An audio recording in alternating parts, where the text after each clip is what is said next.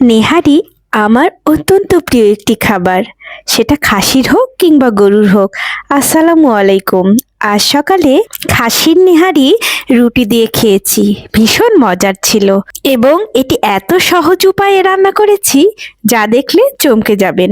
প্রথমে আমি পরিষ্কার করে নিয়েছি খাসির নেহারি, তারপর প্রেসার কুকারে এই নেহারিগুলো দিয়ে এখানে বিভিন্ন রকম মশলা দিয়েছি। প্রথমে শুকনো ঝাল, পেঁয়াজ এবং তেল দিয়ে একটি মশলা, তারপর শুকনো ঝালের গুঁড়া, হলুদ গুঁড়া, ধনিয়া গুঁড়া, জিরা গুঁড়া এবং এখানে বিভিন্ন রকম মশলা, তেজপাতা, আদা রসুন এবং সবশেষে সরিষার তেল অথবা সয়াবিন তেল দিয়ে এভাবে মেখে নিতে হবে।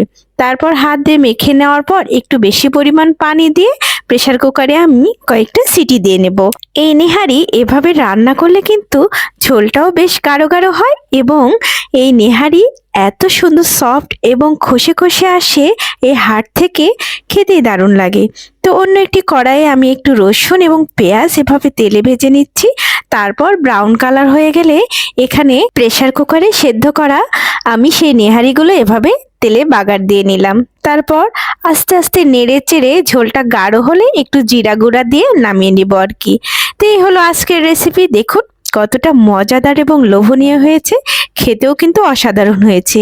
সব মশলার কম্বিনেশনে আলাদা একটা ফ্লেভার এবং নরম নরম হাড় থেকে খসে আসছে কিছুটা, আবার কিছুটা থেকে যাচ্ছে আর একটু ঝাল ঝাল।